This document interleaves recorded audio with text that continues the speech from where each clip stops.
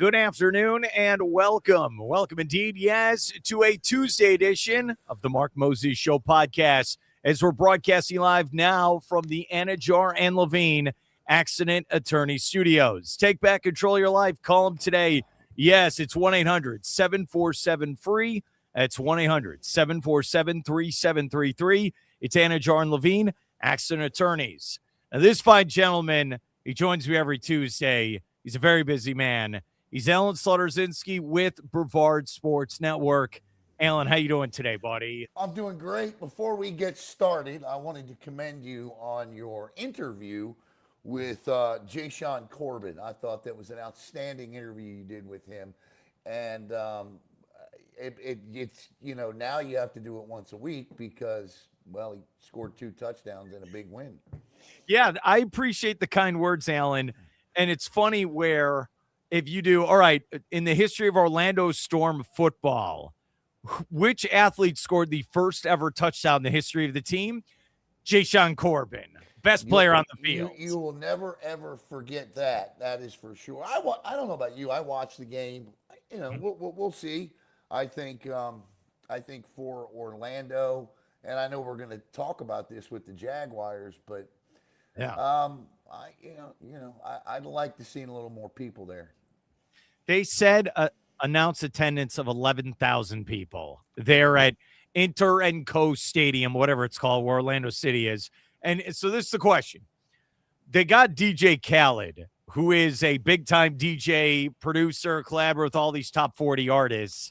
Did that help get 11,000 people there? No. That's so that if he leaves, how many people are going to be coming up this weekend going to the game? Well, no, I don't think it did help. And boy, wasn't he original at halftime with all the songs that he played. No, I don't think it did. Look, the UFL had those types of halftime shows at every one of their games this weekend. They had big names like that performing.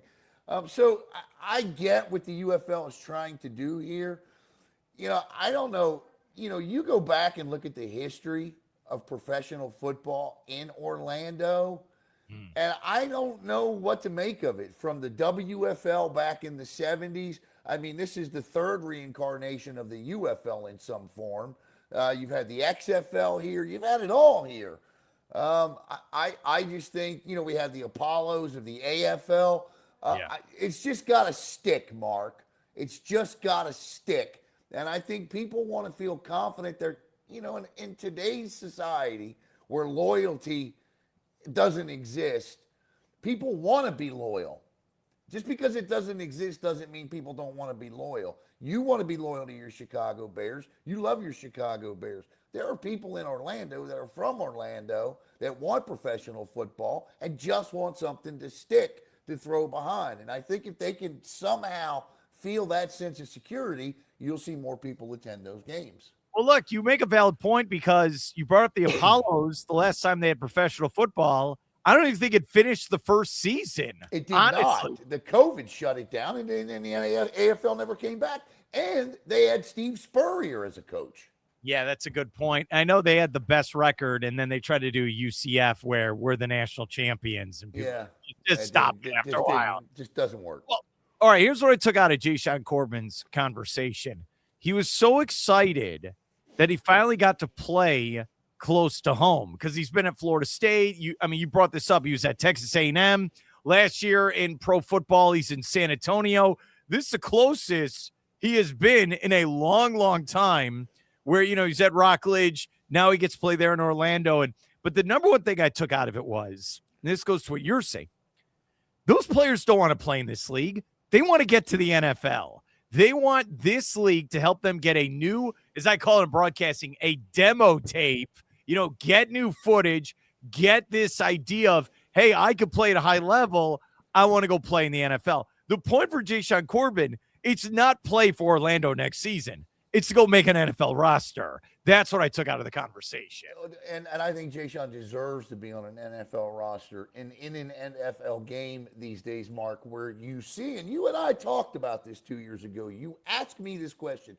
Yeah. Will we ever see the rushing attack return? And I told you then, yes. And we have seen it return We've seen it return in a couple of different forms, and it's been very effective for a lot of successful teams. I think Jayshon Corbin deserves to be on an NFL roster. Listen, Jayshon's not a big guy, okay? So he's not going to be a 3-down back in the National Football League. He's not like Rocket Sanders, okay? Rocket Sanders had a decent year for the Cleveland Browns this year. But I think Jayshon certainly deserves an opportunity to be a 3rd-down back on an NFL roster. It's cool hearing him talk about those experiences of being on these practice squads in the NFL. And you could tell in his voice, yeah, this is at another level. And he's a once-in-a-generation athlete here from Brevard County, and he takes great pride for being in this area. And he gave shout-outs to all these other great Marcus May. I can keep going if you want. But, dude, even he admitted, like, dude, I was in the same room as Saquon Barkley on the Giants. Like, this is, like, one going high school to college the NFL, dude, it's a whole other level. I asked him one time, I said, this was, I can't remember. His brother is an outstanding running back for the O'Galley Commodores. His brother has a legitimate chance to play in the National Football League one day.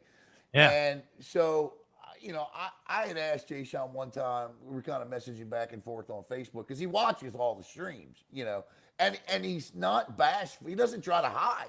He'll comment during the game, which I think that's great, right? Mm-hmm. And so he'll comment during the game, and so I'll slip him a message or something. And we got to talking one time, and I asked him, I said, do you ever walk in a room and get starstruck? You're this kid from Brevard County. He's like, I did it first, but I don't anymore. Because now I want to be that guy.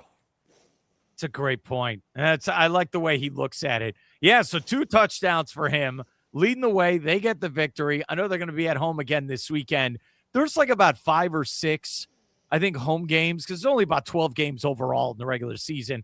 I know you and your guys with your staff, if you want to do the promo, go for it. You guys are going to be doing Orlando Storm coverage this year. Yeah, Ron Lighthall and Terry Spain do a terrific job covering Orlando Storm football. They're actually going to go on the road with them. We're very grateful to the Orlando's. Yeah, we're very grateful to the Orlando Storm and the opportunity to be able to provide this type of coverage. Ron has done a terrific job with the studio, and I'd like to see more people watch. Maybe that's my fault. I need to promote it a little bit more, but yeah, they do. Ron and Terry are just outstanding professionals, and I'm blessed to have them a part of Brevard Sports Network. And again, Jayshon was beyond excited just to talk about the idea of I'm from this area. We have great football players from this area. I think he takes great pride in being one of those names to be with these other guys. And you know what else really stuck out to me? What's that? He really made an emphasis. Hey, we beat Coco in the barbecue bowl. Hey, don't you forget it, right? Last team to do it, brother. The last team to do it. Look, O'Galley beat them this year, which snapped that near 6-year winning streak. But it was, and they didn't just beat them once. They beat them 3 times in a row. Oh, man. Dude, when I think about that barbecue bowl and probably the game that Jayshon Corbin played in, I have called a game with you. I have been to that game multiple times. If we could go back and look at the rosters, how many college football athletes or even NFL talent is on that field, it's mind-blowing. Well, you don't have to go far because they're fighting and arguing about it all the time on social media, the programs, them. Yeah. I mean, social media has really become you want to know anything? There are several people who have that information at the ready with all the trash talk. No, they're ready to go with that. Okay. Oh, yeah. I like that. All right. The problem, now you're getting me hyped for football. It's March 31st. We got some time before the new season. Yeah. But real quick, NFL, NFL meetings going on this week in Orlando. A lot of these coaches are there. They're all talking. They're all giving fluff answers. I respect this guy or whatever. I don't care. The only thing that matters is I believe tonight they're going to vote. It's 99% there. They just got to make that final vote. 2020 season, Jaguars at Camping World Stadium. Dude, are you excited if that happens where NFL regular season football is there in Orlando next year? Yep, I am. I'm pumped for it. The only thing I don't know is whether I want to cover it or just be a fan. And I'm leaning more towards I just want to go tailgate, be a fan. That's what I want to do. Yeah, I understand where you're coming from. And Alan and I, we're in a unique position where most of the time we're at a game, we're working the game. We're covering games nonstop. There's a part of me, I kind of feel the same way where I want to take a step back and maybe splurge some money and become a season ticket holder for the Jaguars. Listen, I was a season ticket holder for the Ravens for years. I was even a season ticket holder. I was one of the original season ticket holders for the Ravens. My name, along with thousands of others, is on a wall outside of PSI Net Stadium or M&T Bank. See, I still call it PSI Net. Outside of M&T Bank Stadium. Yeah, my you name are is old, buddy. I know. And so I enjoyed attending football games as a fan, and I miss it. You know, Mark, the one thing that I've learned about this profession that we do, I don't need to be sitting in a locker room. And I think you've kind of noticed this. And a couple people have asked me, how come you don't do this, or this anymore? And the reason is because I don't have to sit in a locker room or sit up in a press box where the food sucks or, be quiet. You know me. I never sit in the press box at Camping World Stadium. I am always sitting outside on that dock, so I don't have to be quiet, so I can enjoy myself, so I can watch the game, take in the atmosphere. It's the one thing about our profession I never liked was the rigidness of it, and I just think that I'm getting to a point in my life to where obviously we'll cover the Jaguars closer on Brevard Sports Network, and I'll write stories about them, and I'll make them a part of our coverage. But I don't know that I need to be in a media room or in a press box to do that. See, here's my question for this. Is everyone going to be a Jaguars fan at the game? I say no. I think, look. Well, not when the Ravens come to town. See, that's what's interesting. I think of how they've had the NFL Pro Bowl there, and we've gone over to Disney World, Wide World of Sports. We've done the Pro Bowl. Yeah, so it's one of those things. Everyone's showing up in their own. I'm a Packer fan. I'm a Raven fan. I'm an Eagles fan. I wonder if, and it'd be very exciting. Like, I am super pumped if this happens. Would it be like an NFL Europe type game where the Jaguars are playing the Titans, but everyone at the stadium is still wearing their Raiders gear, their Giants gear? I could see that happening. I think that's fantastic. And, like when the Ravens first moved to Baltimore from Cleveland, half the stadium was always Pittsburgh, Mark. It just was. Sorry. That's just the way it was. And you just, and I love my Pittsburgh, brethren, but, I just wanted to beat the hell out of half the stadium. You know what I mean? I respect that. I do. I love that type of that. And I want to be sitting on the 40-yard line. I don't care whether I'm in upper deck or the bottom bowl with an ice cold adult beverage in my hand, enjoying that atmosphere. All right. Here's what I've learned today from Alan. He wants me to drive him to the game, and then he's going to have a good time. I think that's what's happened here. Yeah. Thumbs up to that one. Dude, I think it's a golden opportunity for Orlando to showcase to the NFL, hey, we can have NFL, right? They're upgrading Camping World Stadium. I'm not throwing it out, oh, yeah, they're going to get a team. But this is one of those things where your Camping World Stadium, Florida Citrus Sports, the city of Orlando, you better be on your game because this is never happening again where you're going to host a team for 1 year. And I know you got these like Orlando Dreamer baseball people. That's never going to happen. They're not getting a third baseball team. But if you have NFL football at Camping World Stadium, this is an opportunity. Hey, you better take this seriously for moving forward for the city. That's all I'm saying, Alan. I'll say one thing on the baseball thing. When they put that roof back on Tropicana Field, I think they opened the door a little bit more for that to happen in Orlando. And then the second thing I'll say, let me ask you a question. Okay. What do you want to do? Like, you just interviewed Jay Sean Corbin for 30 minutes, right? It was a spectacular interview, Mark, right? Thank you. It's a local guy. I know he's playing professional football. I get that. But Didn't you get more out of an enjoyment interview with a local guy than you have with some of the, you know, idiots that we've interviewed from a professional landscape? Didn't you get more from that than you did? I mean, you know, I've interviewed everybody from Cal Ripken to Eddie George. I mean, I'm looking at pictures on the wall now of guys I've interviewed. And so here's the thing, right?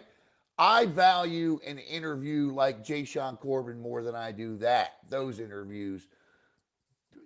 What are you going to do? Do you want to be a Jags fan or do you want to be in the media there? Man, you're throwing it at me now. I like this. I like the challenge here. What I liked about the conversation with Jay Sean, if we're going back to that, okay, he doesn't get platforms like some of these bigger players do. He's not. I mean, honestly, if you think about it, the farthest he's gotten is a practice squad player in the NFL. He's a local guy. He finally, and you've interviewed him as well, and you've done a great job. He got a chance to really give his perspective on it. And it's funny, if you're talking to Saquon Barkley, he's done 50,000 interviews. We get it. He's an MVP candidate. He's 2,000-yard runner. We all know that stuff. Jay Sean had an interesting perspective of, and I loved how he said, hey, I was at Florida State. We kind of turned it around, but you could tell he was a little upset that he wasn't part of a team that can really dominate on the field, like the 13-0 team. Like Right. He felt like he lost his chance in college. Like every year since Fisher left. Yeah, exactly.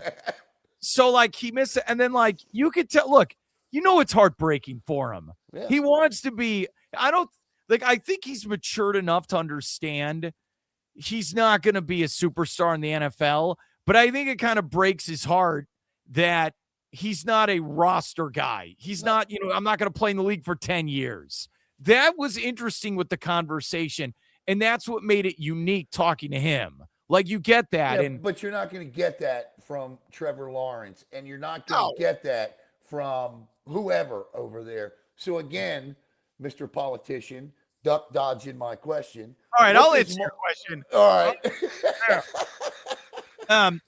If you want my thought, I hate being in a press box now. I've done it for 20 years. Yep. I don't understand. Everyone in there is doing Twitter play-by-play. Yep. Right? They're typing away. First down by Trevor Lawrence. Right? Here's a funny joke. And then people still run around like, oh, well, I got this deadline. What deadline? What are you talking about? There are no more deadlines. Look, the swamp for college sports has the best press box because it's open air. I did enjoy that one. Yeah, so you can feel the stadium. You can. It's great. High school football is great. Yes. Because the press boxes in our area, they're all open, right? They are. I can feel the crowd. I can. If I'm O'Galley High School, I would smash those windows open and I would do construction to make it better. I'm sorry to say that. If you're Chris Angel listening, it's terrible. But, like, I need to feel the crowd. I do. There's a part of me, I don't even like going to post-game news conferences anymore because I go there and it's like, all right, what happened? Well, we didn't get a couple rebounds and we got to like I get it. You got your ass kicked. The joy for me at going the last 5 or 6 years has been taking Caleb for the first time, watching Jackson, Rob, who's now on the radio right now as we speak up on ESPN in Gainesville, right? Yeah. Watching those guys sit front row center and ask a question to Jim Harbaugh or when he was at Michigan or whoever, I got more enjoyment out of that than I actually did sitting in the room myself. So in the end, you and I are buying a new grill, a cooler, and we're going together as fans, it sounds like. I'm interested. All right. You're probably going to get 2 games in London. They're going to do that. Right. Then you'll probably have the 3 divisional games unless one of them is in London. So in theory, you probably get Colts, Texans, right? You're probably going to get those games there. So this is the $1,000 question. What teams are going to be in Orlando? And I know they already have 27 scheduled what teams you'd play, but dude, I want the Dolphins to play there for a game. That'd be incredible. Could you get the Giants there? Dude, those are going to be the hot tickets for if you have Jaguars in Orlando. This is for the 27 season, right? Yes. Okay, so yeah, that vote's going to happen. It's going to be a yes. And listen, with this expansion to Camping World Stadium, Mark, Yeah. I think if college football expands the playoffs, God, I hope they don't. But if they do, we could pick up one of those games here. Yeah. Tampa has the national title game next year. Yeah. Yeah, they're gunning for that. Yeah. They want it so bad. I don't blame them. Look, I don't either. Look, but I think the Jags are here. Yeah. Look, every city in America is like, we need to upgrade our facilities. We got to get these national title games. We got to get the Super Bowl. That's what this is all about now. It doesn't even matter about the local teams. We got to upgrade. We got to get this here. We have to. Yeah, so this will be no Inter and Co. and nothing against Inter and Co. But the Jags. Look, I've been doing this a long time. Just call it Orlando City Soccer Stadium, presented by sponsor. I don't even know what Inter and Co. is, but I don't know either. Or Orlando City Soccer Stadium, sponsored by who? Yeah, look, you said this earlier. Your Ravens. What was it? MCI? Oh no, that was the Wizards. What's your thing? What was it called before? It was called PSI Net Stadium.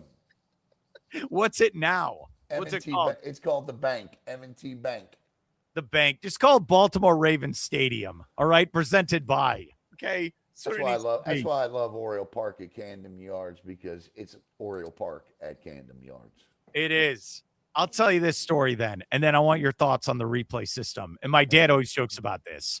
So when the White Sox created their new stadium in like 91, Comiskey Park, it was so terrible that Major League Baseball teams said, whatever you do, don't make your new stadium look like this. And the next stadium that said, fine, we'll make it the most beautiful stadium in the world is Camden Yards. Yeah. And I always think about that. Okay? $800 million in renovations over the next 3 years. The first phase came out this year. The scoreboard is beautiful. The park has been upgraded. I mean, they're not playing well yet, but, it's 4 games into the year. You're already complaining. All right. You told me a stat before we came on. All right, so they have this replay challenge system now for balls and strikes. You love it. What was the stat percentage-wise here for the first couple games of the season? It is 55% of all ABS challenges have been overturned. What? Yeah, 55%. It's like 147 out of 244, something crazy like that, right? It's wild. And I wasn't sure how I was going to like this. I watched it during spring training. I liked it then. Then I watched it opening day. And when you watch counts go from 1-2 to 2-1, or you watch a guy strike out, tap his helmet, okay, and that strikeout goes to a walk, that totally changes the game. And Sunday, the Orioles and Twins, 10 challenges in the game. 10 ABS challenges in the game on Sunday, Mark. And the Orioles won. Orioles had 10. The Orioles won, or Orioles and Twins had 10. And it was like 70% of those calls were overturned. My only fear and about ABS, the pitch clock, the wider bases, all of the changes that Major League Baseball has made is inevitably, do they snatch the soul of the game? I say no, because this is great strategic baseball. It's baseball in 2026. It just is what it is. And the other thing that sort of pisses me off is 55% of the calls have been overturned. Look, are the umpires that bad? Yeah, I joked with you in text, do they need reading glasses? What is this? Is it for over 100 years? What are we doing here, right? I mean, if 55% of all your call, if more than half of anything you do gets changed, you better find something else to do, brother. Again, we've been playing baseball for over 120 years. So you mean to tell me this whole time most calls are wrong? at the plate. Now, That's now, what you're now saying. I have this baseball in my hand, right? Uh-huh. Now, for the viewers on the screen, if you haven't seen this yet, the ball will come in. All right. Now, you can't see it now, right? So if a player challenged it, it would be a ball.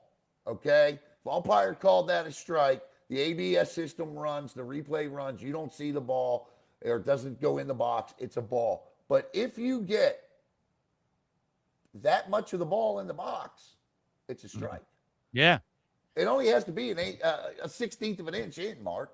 It's called painting the corner, buddy. And that's been a part of the game since our Lord and Savior was a baby, right? So, I mean, listen, I love the system. I've seen it go both ways for the Orioles. I've seen it favor them. I've seen it not favor them. I just want it to be right.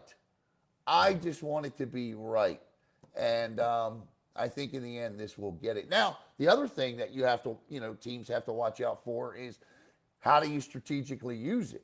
Because if you challenge and you get it right, you keep your 2 challenges. If you challenge and get it wrong, you lose it. The other day, there was a team that used both their challenges in the first inning. And here's the human element of the game. How much do you piss off the umpire? A lot. Okay? Is there a vendetta? He's a human being. Is there a vendetta he's going to hold? Oh, yeah. Remember, they can kick out anyone they want during that. They threw out the Twins manager on Sunday, and the Orioles announcer says, you can't argue with a robot. No, you cannot. You are absolutely right. You cannot. Here's what's going to happen. It's going to be the World Series. And well, you know what I'm going to say. It is. They're going to throw a third strike. It'll be called third strike. They toss the gloves in the air. We won the World Series. Not so fast. And then the hitter is going to do this, and then the game won't end. That's what's going to happen. The interesting part is that catchers have been more right than anybody on the challenges. Hitters are second and pitchers are third. In fact, I was talking to a buddy of mine who's a scout, and he told me major league managers, 90% of major league managers are telling their pitchers, don't even think of touching your hat. Don't. You're too emotionally invested in this. Your angle's off. Every pitch you throw, you think is a strike. You know what I think about? Remember when the Marlins were in the playoffs that first time in 97 and Levine Hernandez, the rookie phenom from Cuba, remember he's mowing down the Giants, but the pitches are like 50 feet off the plate and the umpire's calling it. That's where you need this. Okay. That's where it's needed. But look, if it's super close, look, it's up to the umpire. I'm sorry. That's what I love it. I think it's great for the game. And you're right. It is going to have an affect the outcome of a playoff or a World Series game. You know it is. It is. Hey, every sport I played, one of the moves I always did, make sure the umpire or referee is happy. Introduce yourself. Nice to meet you. Good luck. Just so that maybe I could get a call later in the game. Maybe. You know what's cool? In MLB The Show 26, you can challenge too. Are you? Oh yeah. So you're trying it. You're tapping. I've tapped the hat a few times. Oh, you're so funny. Do you love the game so far? I do. It's a good game. Yeah. Are you Baltimore when you're playing? Of course, dude. You love it. And my guys, because the audio. Yeah. Next week I have to send you a picture of my face scan. It is the most disgusting thing. You're in it. On an MLB on a PlayStation game. My last name I had to pick the audio as my name is Alan Zibozinski. Oh, that sounds about right. Yeah, right. That's like you're ordering from Starbucks. That's right. What your order there. Right. All right, let's end with this. Okay. And I appreciate this conversation. All right, I want your thoughts on Sunday. That play by UConn over Duke. You have called, and you know what's funny with your career? Now you've called thousands of games. You've seen all these different sports. How crazy of a play is that where UConn did not have the ball when it started? somehow ended up with the ball and hit a 35-footer. The only thing I've ever seen that was more improbable than that also involved Duke. And that was at the Spectrum in Philadelphia in the mid-'90s when Christian Laettner hit the shot to beat Kentucky. But they had the ball. Okay, but the difference is, but still, you had to get the ball the full length of the court, right? I just can't imagine losing that. Mark, I can't imagine losing that basketball. I could not believe. I was stunned. You know what it is?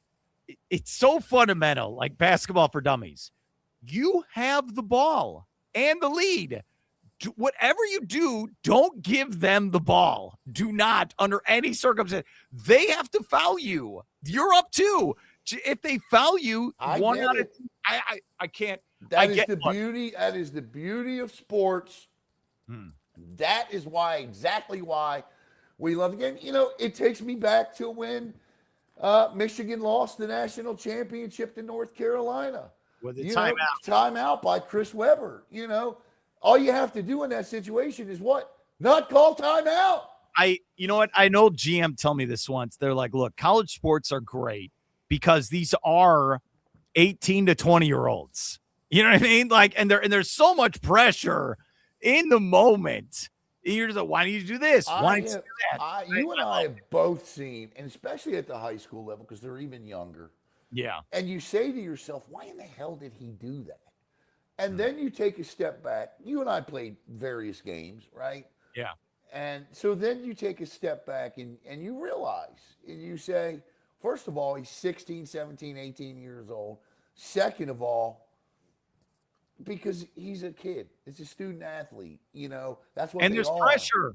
There's pressure. There's people watching. And you're not just getting college guys, and I know they're making money and all this, but still, that moment, right? But listen, good for you, Con. I mean, look again. Okay, the Christian Laettner play is still amazing. You're right, because Grant Hill had to make like a football throw. He had to throw it perfectly to his teammate. The teammate, so Laettner, everyone knows this. He had to make a juke and then a shot, which is insane. This one might be crazier because it is crazier because they tip it in the air. You don't know where the hell a ball's going to go. A freshman grabs it, throws it to a senior. The senior gets double teamed, right? They didn't plan any of this. This is all instinct. Gives it. Imagine you're a senior. This is it. You give it back to a freshman because he's open, but he's 35 feet from the rim. And then he just drops it. He drops it. Coach, and I was so funny. Coach Mims said this, Alan. He's like, notice on the play also, no one on Duke puts their hands up. Their hands are down on defense. Put your hands up. Well, at that point, I think two things have occurred. I think they're actually stunned Connecticut has the basketball. That's a stunning. That's a moment where you want to go, what just happened, right? How are we even here? And all that's running through your mind, and you don't. It's not. It should be instinct, but it's not. And you know it, and I know it. I agree. And look, 9 out of 10 times he misses the shot. That's what they're probably thinking. And the one time, dude, that's insane. Just destiny. And listen, for UConn, Furman, UCLA, Michigan State, now Duke, that's 14. Listen, even Furman in the first round, a couple of years ago, I think Caleb and I watched Furman beat Virginia and knock Virginia out in the first round. So Furman is never an easy out in the first round. But I think if you look at these 4 teams that are left, certainly Connecticut has got to be the most battle-tested in this tournament, playing those 4 teams. I agree with you. And I'll just say this. The Chris Jenkins Villanova buzzer beater shot, I don't know if it stands up after a while, even though it's a buzzer beater to win the national title. Remember, UNC, they're down 3. The guy hits like a double pump 3-pointer to tie it. Then they go down the court. I think the Laettner shot is still more famous. It's so weird. I will tell you that, and nobody describes it. I don't know if you ever saw the movie Air with Matt Damon. You ever see the movie Air with Matt Damon? I love that movie. It's a great movie. There's a point in the movie where he breaks down the 1982 or 3 or whatever year it was, Michael Jordan national championship game-winning shot. He breaks it down, and he says, the reason that Michael Jordan is so great is because here he is, a freshman, right? Or a sophomore, whatever he was at the time. North Carolina is filled on the floor with freshmen or seniors and juniors. Michael's the youngest player on the floor. Matt Damon points out in that movie that play all along was designed to go to Michael Jordan because of who he was, and he didn't react to that type of pressure. So that shot, from that shot forward, I think it's kind of faded since then, but I think everything is measured sort of against that moving forward. And everything since then just feels like a hodgepodge at the end. You know what I mean? Yeah. No, you're right. The one that did not go in, I still think would have been the greatest shot, is Gordon Hayward. Gordon Hayward did the Butler shot. If he hits that to beat Duke for the national title, that would have been the craziest shot of the Yeah, moment. 13. I remember when 13 years when. But I thought that shot was going in for Butler. That would have beat Duke too. I think they were playing Duke, right? Yes, they were in the national title game. Yeah, that's against John Shire, who was playing on the team. He hit that shot again, tipped in the air. You'll never see it. Tipped in the air. And what's funny, UConn, you'd think maybe like you grab it instinct, you go timeout. No. All right, tell the truth. Tell the truth. Did you turn the game off? I did. And then my buddy Tom Morgan texted me. He's like, "Oh my God!" I was like, "What happened?" I thought Duke won the game. I'm not gonna lie to you. I did. What happened to you then? I turned it off. Yeah, it turned it off. Look, and hey, guess what? I'll admit it. My brother, he was so busy when the Bears played the Packers the first time. He turned it off in the fourth quarter. He was so disgusted. I got a text across or a flash across my phone that said Connecticut wins, and I thought it was a mistake. And I immediately turned it on right after it had happened. But by that point, it's too late to be emotionally invested. All right. If we're going to do that, the craziest I can remember is I was not paying attention to Alabama-Auburn in 2013, and I was watching something else, and there were a minute to go in that game, and I turned it on for no reason. I said, Bama's probably going to win. And that's when the kick six happened. And I always remember that for some reason, where that is the craziest ending of maybe any college sporting event ever. I actually watched that game. That is a wild one. Yeah, I was putting up Christmas lights that day. I'll never forget it. I was watching that game and came in and sat down and took a break and watched the end of that game take place. That was phenomenal. Absolutely phenomenal. I want you to know this. And thanks for coming on, Alan. My aunt and uncle went to the University of Illinois. They got their undergraduate from Western Illinois, and they both got their master's at Illinois. They loved the 89 team. They're still angry about the 05 team that lost the title game to North Carolina. They live in Lakeland now, and I heard them on the phone Saturday night, and it's one of those great moments in sports where my uncle, who's in his 70s, he's like, Mark, and I think everyone can relate to what I'm about to say. He goes, Mark, I've been following this team for 50 years. I still believe there's a chance, and this might be our best chance. We got some guys from Illinois. We got some guys from Eastern Europe who are tough.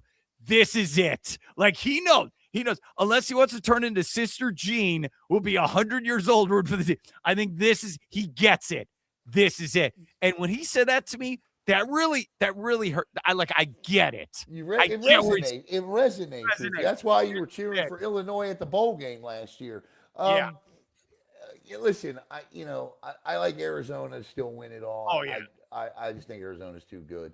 I saw them. They're amazing. They are amazing. But I think that listen, if anybody can match Arizona's defensive physical style, I think your uncle's right. I think it could be Illinois. Look, it might be Illinois, Michigan for the national title. Yeah. That might happen. Oh, and if that happens, the Big Ten, they're going to send a love letter to the SEC offices in Mobile, Hoover, Alabama. It just means more. Okay. They can't wait. Indiana won the national title. We'd have an all Big Ten national championship game. Alan Zlotorzynski, Brevard Sports Network. Thanks for your help for coming on. Have a great day. All right, buddy. Appreciate you, Mark.